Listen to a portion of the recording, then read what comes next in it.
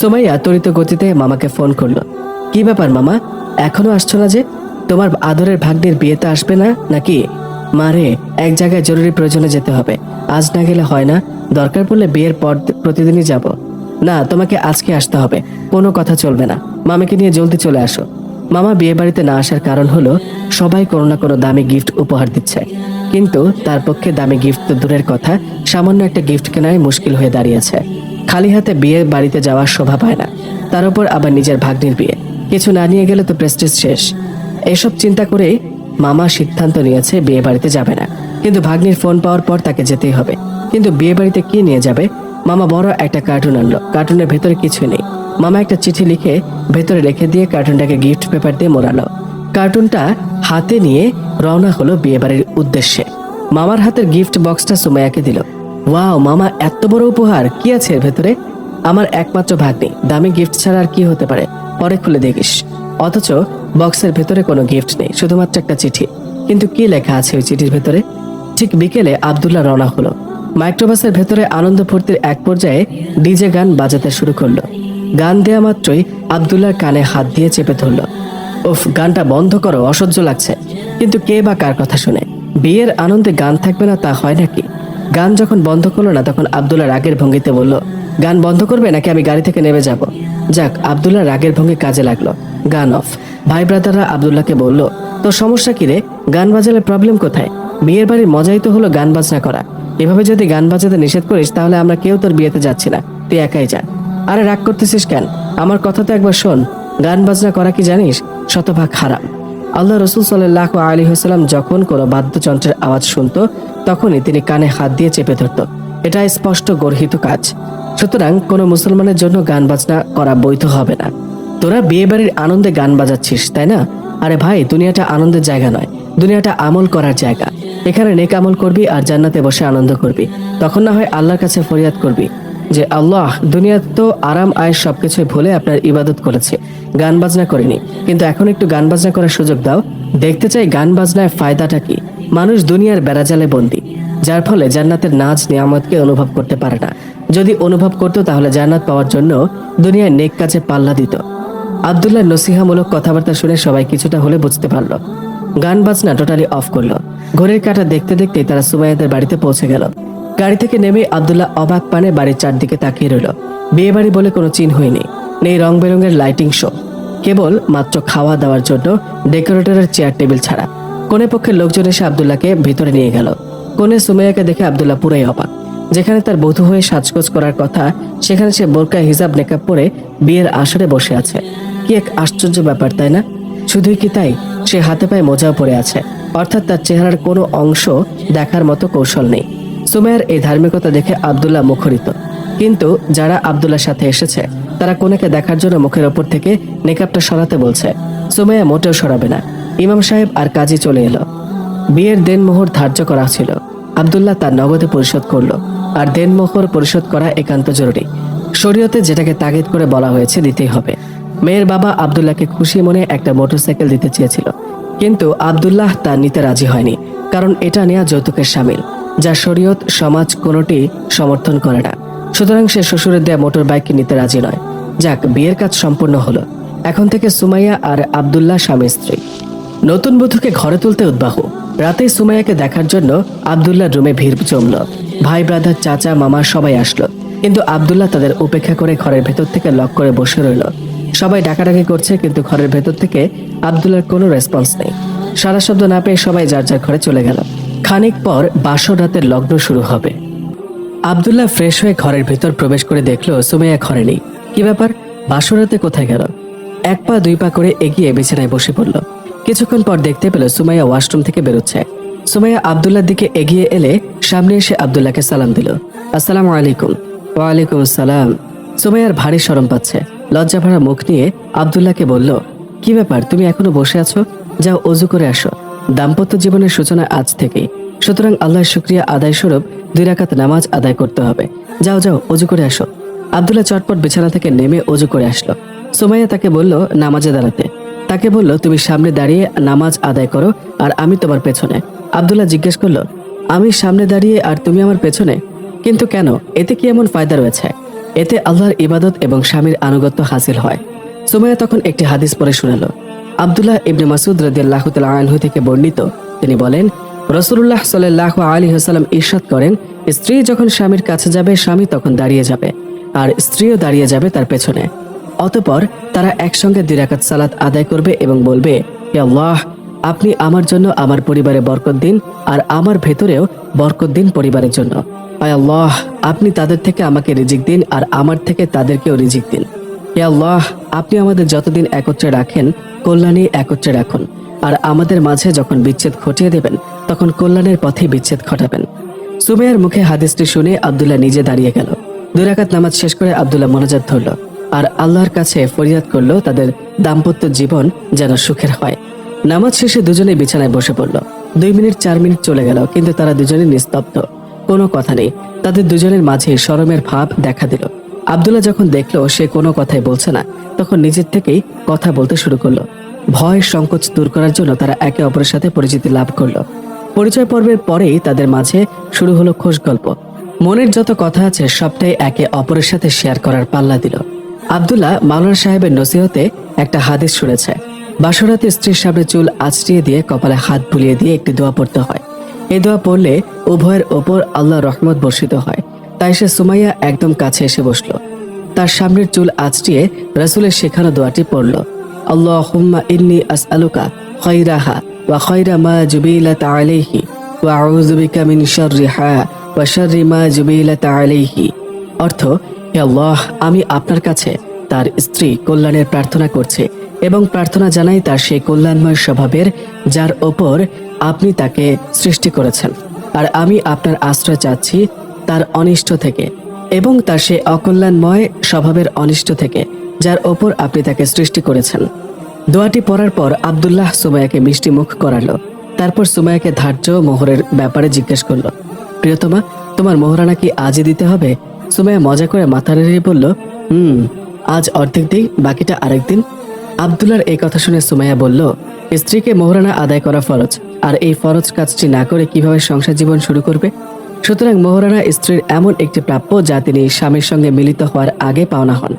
তবে স্ত্রী স্বেচ্ছায় ও স্বতঃস্ফূর্তভাবে সময় দিলে বাকি রাখা যাবে, কিন্তু মোহরানার অর্থ আবশ্যিকভাবে পরিশোধ করতে হবে। বিবাহিত স্ত্রীকে অসহায় মনে করে ছলে বলে কৌশলে বা অজ্ঞতার সুযোগে মাফ করিয়ে নিলে মাফ না হয়ে তা হবে জুলুম প্রতারণা। যদি স্ত্রী নিজের পক্ষ থেকে শতপ্রবৃত্ত হয়ে মোহরের কিছু অংশ ক্ষমা করে দেয়, তবে তোমরা তার ইষ্ট চিত্তে গ্রহণ করতে পারো। সূরা নিসা আয়াত 4। প্রাপ্য মোহরানার কথা স্মরণ করিয়ে দিয়ে সুমাইয়া তাকে বলল, মহানবী সাল্লাল্লাহু আলাইহি ওয়াসাল্লাম বলেন, যে ব্যক্তি কোনো মেয়েকে মোহরানা দেওয়ার ওয়াদায় বিয়ে করেছে কিন্তু সে মোহরানা আদায় করার তার ইচ্ছে নেই, সে কিয়ামতের দিন আল্লাহর সামনে অপরাধী হিসেবে দাঁড়াতে বাধ্য হবে। মুসনাদে আহমদ। আব্দুল্লাহ তখন তাকে বলল, আহারে, আমি তো মোহরানা দিতে অস্বীকার করি নাই, বলেছি আজ অর্ধেক দিই, বাকিটা কাল পরশু। আরে না, আমি মজা করছিলাম, তোমার যখন ইচ্ছে দিও, না দিলেও কোনো আপত্তি নেই। সত্যি বলছো? সত্যি। আব্দুল্লাহ তার হাত ধরল, আবার শুরু করলো গল্প। স্বামী স্ত্রীর এই মধুর গল্প দুনিয়ার কোনো হীরা জহরত দিয়ে কেনা যায় না। গল্পের এক পর্যায়ে আব্দুল্লাহ তাকে বলল, প্রিয়তমা, জীবনে চলার পথে যদি আমার কোনো ভুল ত্রুটি তোমার নজরে আসে তাহলে আমাকে বলবে। শয়তানের প্ররোচনায় পড়ে যদি তোমার উপর রাগ করি তাহলে আমায় বলবে, আমি রাগ নিবারণের চেষ্টা করব, আমার উপর ক্ষিপ্ত থাকবে না। আব্দুল্লাহর এসব কথা বলার কারণ হলো সে শায়খদের কাছ থেকে শুনেছে রাসূল সাল্লাল্লাহু আলাইহি ওয়াসাল্লামের সাহাবী আবু দারদা রাদিয়াল্লাহু তাআলা আনহু বাসরাতে তার স্ত্রীকে পরামর্শমূলক বলেছিলেন, যখন আমাকে দেখবে যে আমি রেগে গেছি তখন আমার ওপর প্রতিশোধ না নিয়ে আমাকে বলবে, আমি শুধরে নেব। তাই হয়তো স্বামীর ওপরেও মুখ চালায়, তাই একটু মানিয়ে চলবেন। আবুল আসওয়াদ রাদিয়াল্লাহু তাআলা আনহু তার স্ত্রীকে বলেছিলেন, প্রিয়, আমি ক্রোধরত অবস্থায় তোমার সাথে কথা বললে তুমি আমার মুখের ওপর কথা বলবে না, এতে আমাদের ভালোবাসা চিরস্থায়ী ও মধুর হবে। আব্দুল্লাহর উপদেশ শুনে সুমাইয়া তার হাতের ওপর হাত রেখে বলল, প্রিয়, মেয়েদের মন ঠুনকো কাচের পাত্র, সামান্য কথার আঘাতে তা ভেঙে যায়, তাই হয়তো স্বামীর উপরে মুখ চালায়, এদিকটা একটু মানিয়ে চলবেন ইনশাআল্লাহ। প্রিয়ে, এখন থেকে তুমি আমাদের পরিবারের একজন, সুতরাং আমার আব্বু আম্মুর সাথে সদাচরণ করবে, আর হ্যাঁ, বাড়িতে থাকাকালীন সময়ও পর্দা করে চলবে, পারবে না? পর্দা তো অবশ্যই করব, কারণ এটা নারীর জন্য ফরজ বিধান, সুতরাং এটাকে লঙ্ঘন করা যাবে না। আরেকটা কথা, বলো। আমার ভাই, চাচা, মামা কারোর সামনে যাবে না, এদের সামনে পর্দা করবে, কারণ এরা তোমার জন্য গায়রে মাহরাম। আচ্ছা আমার স্বামী। খোশ গল্প করতেই ঘড়ির কাঁটায় বেজে গেল রাত 12টা। সুমাইয়ার খুব ঘুম পাচ্ছে। ওগো আমার খুব ঘুম পাচ্ছে। তাহলে শুয়ে পড়ো, ঘুমাও। সুমাইয়া বিছানায় শুয়ে পড়ল। আব্দুল্লাহ তার পোশাক বদলিয়ে ঘরের লাইটের সুইচ অফ করে সুমাইয়ার পাশে শুয়ে পড়ল। মসজিদের মিনার থেকে মুয়াজ্জিনের আজানের মধুর সুর ভেসে আসছে। সুমাইয়া ঘুম থেকে উঠে পড়ল। আব্দুল্লাহকে ডেকে বলল, এই ওঠো, ফজরের আজান হচ্ছে। আব্দুল্লাহ ঘুম থেকে উঠে ওযু করে মসজিদের দিকে পা বাড়ালো। ফজরের নামাজ মসজিদে জামাতের সহিত পড়ার মাঝেই রয়েছে অশেষ সওয়াব। ফজরের নামাজ হলো ইমানি পরীক্ষা। পরীক্ষাটি কঠিন কিন্তু অসাধ্য নয়। বিশিষ্ট ফকিহ সাহাবী হযরত আব্দুল্লাহ বিন মাসউদ রাদিয়াল্লাহু তাআলা আনহু নবী সাল্লাল্লাহু আলাইহি ওয়াসাল্লামের কাছে জানতে চাইলেন, আল্লাহ তাআলার কাছে বান্দার কোন আমল বেশি প্রিয়? উত্তরে রাসূল সাল্লাল্লাহু আলাইহি ওয়াসাল্লাম বললেন, আল্লাহ তাআলার কাছে সর্বাধিক প্রিয় আমল হলো যথাসময়ে নামাজ আদায় করা, এরপরে মাতা পিতার সাথে সদাচরণ করা, এরপরে আল্লাহর রাস্তায় লড়াই করা। সম্মানিত দর্শক, এখানে রাসূল সাল্লাল্লাহু আলাইহি ওয়াসাল্লামের মাতা পিতার সাথে সদাচরণের পূর্বে যথাসময়ে নামাজ আদায়ের কথা বলেছেন। ফজরের নামাজ পার্থক্য করে দেয় মুনাফিক আর ঈমানদারদের মাঝে। যারা প্রতিনিয়ত জামাতের সহিত ফজরের নামাজ পড়ে তারা জাহান্নামে প্রবেশ করবে না। হযরত উমারা বিন রুবাইয়া রাদিয়াল্লাহু তাআলা আনহু বর্ণনা করেন, আমি রাসূল সাল্লাল্লাহু আলাইহি ওয়াসাল্লামকে বলতে শুনেছি, যে ব্যক্তি সূর্যোদয়ের পূর্বে ও সূর্যাস্তের পূর্বে ফজর আর আসর নামাজ আদায় করবে সে কখনো জাহান্নামে প্রবেশ করবে না। সহিহ মুসলিম শরীফের হাদিস। আব্দুল্লাহ ফজরের নামাজ পড়ে চটপট বাড়িতে চলে আসলো। ঘরে প্রবেশ করে দেখতে পেল সুমাইয়া কোরআন তেলাওয়াত করছে। স্ত্রী কোরআন পড়া দেখে আব্দুল্লাহ মুগ্ধ হয়ে গেল। আসলে কোরআন তেলাওয়াতটা হচ্ছে সর্বোত্তম ইবাদত। প্রত্যেক মুসলমানেরই উচিত প্রতিদিন কোরআন তেলাওয়াত করা। এতে প্রতিটা হরফের বিনিময়ে 10টি করে নেকি অর্জন হবে। কাল্পনিক থ্রিলার এসব বই পড়ে সময় নষ্ট না করে কোরআন তেলাওয়াত করলে আমলনামার সওয়াব দিয়ে ভরপুর হয়ে যাবে। কিন্তু আফসোস, আমরা আজ কোরআন থেকে দূরে সরে যাচ্ছি। সুমাইয়ার কোরআন তেলাওয়াত করা শেষ হলে আব্দুল্লাহ তাকে বলল, এই শোনো, আজকে আমাদের বাড়িতে ওয়ালিমা অনুষ্ঠান হবে, মানে বৌভাত। সুতরাং তুমি ঘরের ভেতর থেকে বাইরে হবে না, কারণ অনুষ্ঠানে অনেক লোক আসবে। তুমি ঘর থেকে বের হলে পর্দার খেলাপ হবে। একটু কষ্ট করে হলেও সারাদিন ঘরের ভেতরেই থাকবা, পারবা না? অবশ্যই পারবো, স্বামীর উপদেশ পালনে না করব না। আব্দুল্লাহ তখন ঘরের দরজায় জানালায় পর্দা লাগিয়ে দিল।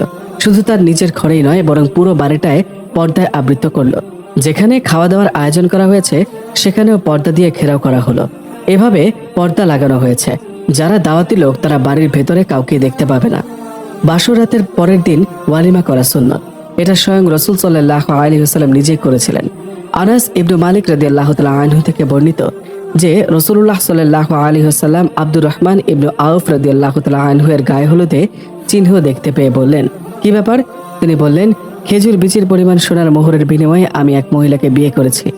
নবী সাল্লাল্লাহু আলাইহি ওয়াসাল্লাম বললেন, আল্লাহ তোমাকে বরকত দান করুন। ওলিমা করো, একটি বকরি দ্বারা হলেও। বুখারী শরীফের হাদিস নাম্বার 10,094। ওলিমা অনুষ্ঠানে অনেকে এসেছে। কাছের দূরের অনেকেই আত্মীয়ের আগমন ঘটেছে। খালি হাতে নয়, বরং সবাই কিছু না কিছু গিফট নিয়ে আসছে। অনুষ্ঠান শেষ, আত্মীয় স্বজনরা সুমাইয়াকে দেখার জন্য ব্যাকুল, কিন্তু আব্দুল্লাহ দেখতে দিবে না। যাদের জন্য সুমাইয়াকে দেখা জায়েজ তারা দেখেছে, কিন্তু নন মাহরাম পুরুষদের দেখতে দিচ্ছে না, এমনকি নিজের চাচাদেরও না। চাচারা এক পর্যায়ে ভীষণ রাগ করে আব্দুল্লাহকে বলল, ভাতিজা, শেষবারের মতো বলছি, বৌমাকে কি দেখতে দিবে নাকি তোমার সাথে সব সম্পর্কই শেষ করে দিব? চাচা, আমার স্ত্রীকে দেখা আপনাদের জন্য জায়েজ নেই, সুতরাং আমি দেখাতে দিব না। তাহলে থাকো তুমি তোমার বউ নিয়ে। আজ থেকে চাচা ভাতিজার সম্পর্ক এখানেই শেষ। এই বলে হন হন করে চলে গেল চাচার দল। চাচার এমন ব্যবহার আব্দুল্লাহর কাছে খারাপ লাগলো, কিন্তু কি আর করার, শরীয়তে বিধান তো মানতেই হবে। আব্দুল্লাহর মন খারাপ হয়ে গেল। এদিকে আব্বু আম্মু তার সাথে ভীষণ রাগ করলো। বাপ, বৌমাকে দেখালে কি সমস্যা? অন্য কেউ তার দেখছে না, তোর চাচারাই তো দেখছে। আম্মু, ইসলামী শরীয়তে যদি সুমাইয়াকে দেখা চাচাদের জন্য জায়েজ হতো, তাহলে আমি নিজের থেকেই চাচাদের ডেকে নিয়ে সুমাইয়াকে দেখাতাম। ওরা যে এখন মন খারাপ করলেই কিছু করার নেই। আমি জানি আত্মীয়ের সাথে সম্পর্ক ছেদ করতে রাসূল সাল্লাল্লাহু আলাইহি ওয়াসাল্লাম নিষেধ করে বলেছেন, যারা আত্মীয়তার সম্পর্ক ছেদ করে তারা আমাদের দলভুক্ত না। কিন্তু তারপরেও যখন তারা পর্দার ব্যাপারে জানতে পারবে তখন সঠিক বুঝ পাবে। আব্দুল্লাহর বিয়ের অনুষ্ঠানেও অনেক গিফট বক্স উপহার স্বরূপ এসেছে। সন্ধ্যাকালে সুমাইয়া আর আব্দুল্লাহ গিফট বক্সগুলো খুলতে শুরু করলো। জানো, আমার মামা আমার জন্য বড় গিফট করেছেন। কি গিফট করেছে তা তো এখনো দেখিনি। দাঁড়াও, আমার গিফটগুলো আনছি, একসাথে সবগুলো খুলে দেখি। সুমাইয়া তার পাওয়া গিফটগুলো আনলো। একের পর এক গিফট বক্স খুলে দেখলো বেশ দামি দামি সবগুলোই। সর্বশেষে সে তার প্রিয় গরিব মামার বড় গিফট বক্সটি খুললো।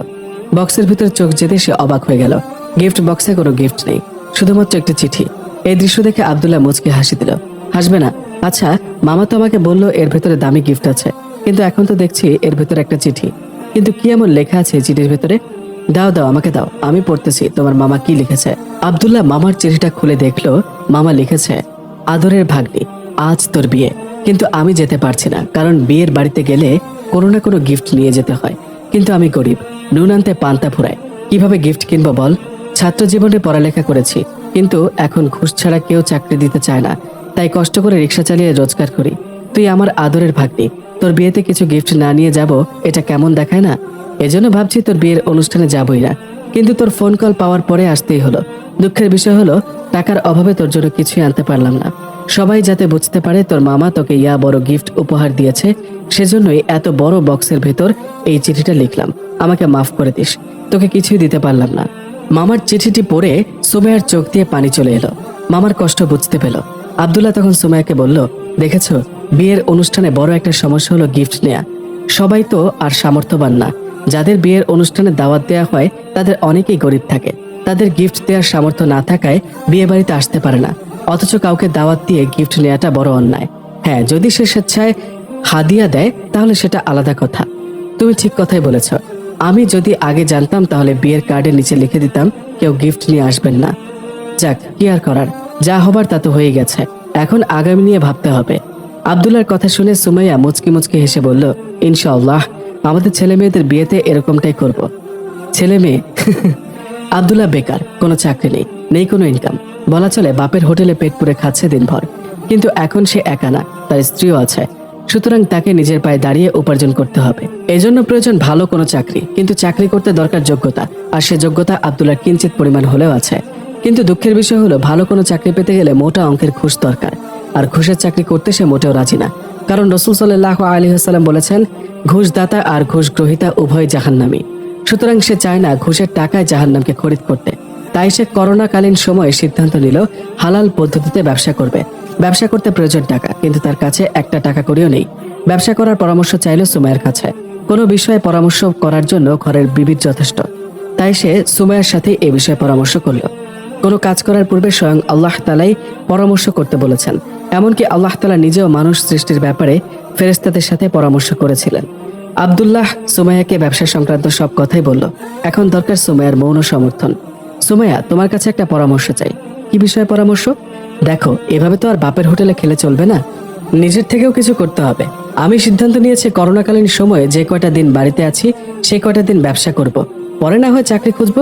বাহ, স্বামী আমার অনেক দূর এগিয়েছে, ভালোই হয়, কিন্তু ব্যবসা করার জন্য কিছু টাকার প্রয়োজন, যা আমার কাছে নেই। আমি টাকা দিই, তুমি আমার টাকা পাবে কোথায়? আমার বাড়ি থেকে ধার নিব, পরবর্তীতে তুমি সেটা পরিশোধ করে দিবে। আচ্ছা ঠিক আছে। বিয়ের কদিন পর আব্দুল্লাহ শ্বশুর বাড়িতে নতুন জামাই সেজে এলো।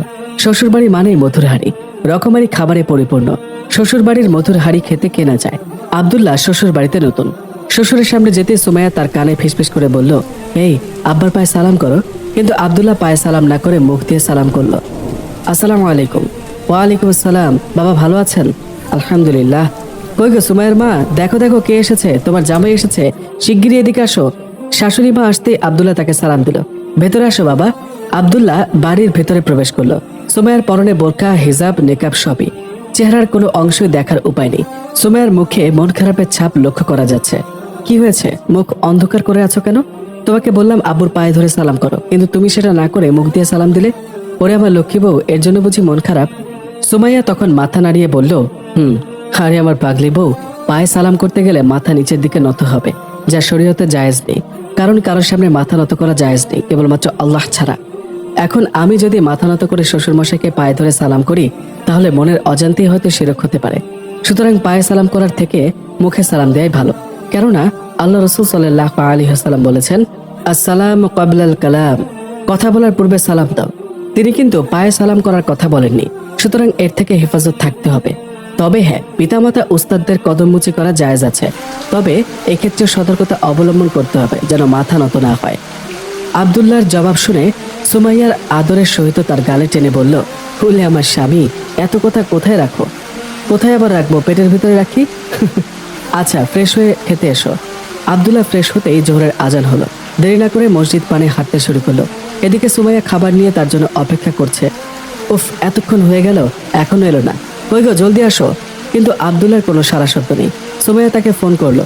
কি হলো, কই গেলা? আজান দিয়েছে তো, মসজিদে আসছি। এত তাড়াতাড়ি যাওয়ার কি দরকার? নামাজের তো আরো আধা ঘন্টা বাকি আছে। কে গেলেও তো পারতাম, কিন্তু আমি তা করব না। কারণ নামাজে যখন মুয়াজ্জিন হাইয়া আলাস সালাহ বলে, তখন আর ঘরে বসে থাকা কোনো মুসলমানের জন্য শোভা পায় না। কারণ এখানে মুয়াজ্জিন নামাজের জন্য আহ্বান করে না, বরং আল্লাহ তাআলা মানব জাতিকে নামাজের কথা স্মরণ করিয়ে দেয়। সুতরাং আল্লাহর ডাকে দেরি করতে নেই। আজান হওয়া মাত্রই মসজিদে আসা একজন মুমিনের বৈশিষ্ট্য। আচ্ছা ঠিক আছে, নামাজ পড়ে তাড়াতাড়ি এসো, কেমন? আমাদের সমাজে নামাজের পর মসজিদের বারান্দায় দেখতে পারা যায় অনেক অসহায় ব্যক্তিকে, যারা দুমুঠো খাওয়ার জন্য মানুষের দ্বারে হাত পাতে। আব্দুল্লাহ যখন নামাজ শেষে মসজিদ থেকে বের হলো, তখন এক মুরব্বী চাচা তার হাত ধরে বলল, বাবা, 2টা টাকা দাও, একটা রুটি কিনা খামো। মুরব্বী চাচার আগতে মিনতি আর তার অসহায় চেহারার দিকে তাকিয়ে আব্দুল্লাহ পকেট থেকে 50 টাকার একটি নোট বের করে দিল। বাবা, আমার কাছে তো খুচরা টাকা নাই, এটা রাখো, আমারে একটা 2 টাকার নোট দিলেই হইব। না না চাচা, খুচরা কোনো দরকার নেই, 50 টাকা সবটাই আপনি নিন। চাচা তখন আব্দুল্লাহর মুখের দিকে তাকিয়ে রইল, জড়িয়ে ধরলো তাকে। আবেগের দরুন মুরব্বী চাচা কেঁদে ফেললো। বাবা রে, মানুষের কাছে 2 টাকা চাইয়া পাই না, আর তুমি 50 টাকা দিলা? আমার স্ত্রী না খাইয়া পড়ে আছে, অসুখ, ঔষধ কেনার মতো টাকা নাই। এই যে 2-4 টাকা পাই, তা দিয়া ওষুধ কিনা লই। বলেন কি? চলুন আমি আপনার বাড়িতে যাব। মুরব্বী চাচা আব্দুল্লাহকে সাথে নিয়ে গেল। ঠিক তো অসুখে বিছানায় পড়ে আছে। চাচা, আপনার ছেলে মেয়ে নেই? আছে, একটা ছেলে আছে। কই সে? সুন্দরী বউ নিয়ে ফ্ল্যাট বাসা তাহে। কোনোদিন আমগো খোঁজ লয় না। আমরা বাচ্চা আসিনা মরে গেছি, তার খোঁজ লয় না। ইস, আফসোস এইসব সন্তানদের জন্য, যারা পিতামাতার মতো বড় নিয়ামত পাওয়ার পরও তাদের সেবা করে না। পিতামাতা দুনিয়ার জান্নাত। কত কষ্ট একটা সন্তানকে লালন পালন করতে। দিনের পর দিন নিজে না খেয়ে সন্তানের মুখে খাবার তুলে দেয়, আর সেই সন্তান প্রতিষ্ঠিত হওয়ার পরে পিতামাতাকে ভুলে যায়। এসব সন্তানের জন্য রয়েছে দুনিয়া ও আখিরাতে জাহান্নাম। এজন্য আল্লাহ তাআলা বলেছেন, তোমরা পিতামাতার সাথে সৎ ব্যবহার করো। রাসূল সাল্লাল্লাহু আলাইহি ওয়াসাল্লামকে জিজ্ঞেস করা হলো, সবচেয়ে বেশি সৎ ব্যবহার পাওয়ার হকদারকে? উত্তরে তিনি বললেন, মা, মা, মা এবং বাবা। রাসূল সাল্লাল্লাহু আলাইহি ওয়াসাল্লাম বলেছেন, পিতামাতার অবাধ্য হওয়া সন্তানদের শাস্তি আল্লাহ দুনিয়ায় করেন। সুতরাং পিতামাতার ওপর সদাচরণ করতে হবে। চাচার কথা শুনে আব্দুল্লাহ পকেট থেকে একটা 500 টাকার নোট দিয়ে বললেন, চাচা, এই টাকা দিয়ে আপনার স্ত্রীর জন্য ঔষধ কিনে নিয়েন। বাবা, তোমার মতো যদি একটা সন্তান পেতাম, তাহলে বুকটা আনন্দে ভরে যেত। যাক, আব্দুল্লাহ বাড়িতে চলে এলো। এতক্ষণ লাগে আসতে? কোথায় গিয়েছিলে? সেটা পরে বলবো, এখন খুব ক্ষুধা লেগেছে, কিছু খেতে দাও। সুমাইয়া ঝটপট খাবারের বন্দোবস্ত করলো। খাবারের আয়োজন দেখে আব্দুল্লাহ অবাক। এত খাবার, পোলাও, 4 প্রকারের গোশত, মাছ, ডিম, আরো কত কি। আব্দুল্লাহ যখন হাত ধুয়ে খাবার মুখে নেবে, ঠিক তখন মুরব্বী চাচার কথা মনে পড়ে গেল। আহারে, বেচারা না খেয়ে আছে। সুমাইয়া, একটা টিফিন বক্স আনো তো। কেন, কি করবা? তোমাদের বাড়ির পাশে এক মুরব্বী চাচা না খেয়ে আছে, তার জন্য কিছু খাবার নিয়ে যায়। এ তো দেখছি দরদি মজনু। প্রতিবেশীর হক আদায় করতে হয়, জানো? আল্লাহ তাআলা বলেছেন, ওয়াজিল কুরবা ওয়া ইয়াতামা, তোমরা প্রতিবেশীদের হক আদায় করো। একজন না খেয়ে বসে আছেন, আর তোমরা এখানে রকমারি খাবার খাবে, তা হয় নাকি? আচ্ছা, নিয়ে যাও। আব্দুল্লাহ খাবার নিয়ে গেলে মুরব্বী চাচা তার জন্য প্রাণ খুলে দোয়া করলো। শ্বশুর মশাই তার জন্য একটা পাঞ্জাবি কিনে আনলো, বেশ সুন্দর দেখতে। সুমাইয়ার জন্য একটা শাড়ি। সুমাইয়া শাড়ি পরে আব্দুল্লাহর সামনে এলো। এই দেখো তো আমাকে কেমন লাগছে। ওয়াও, নীল শাড়িতে আমার বউকে পরীর দেশের রাজকন্যার মতো লাগছে। আমার তাই নাকি? এমনিতে তো সুন্দরী, তার উপর আবার নীল শাড়ি, বেশ লাগছে। এভাবেই চলতে থাকে তাদের দুজনের দুষ্টু মিষ্টি মুহূর্তগুলো। স্বামী স্ত্রীর এই মধুর সম্পর্ক যেন দুনিয়ায় প্রভু কর্তৃক স্বর্গীয় দান, যা কোথাও খুঁজে পাওয়া যাবে না।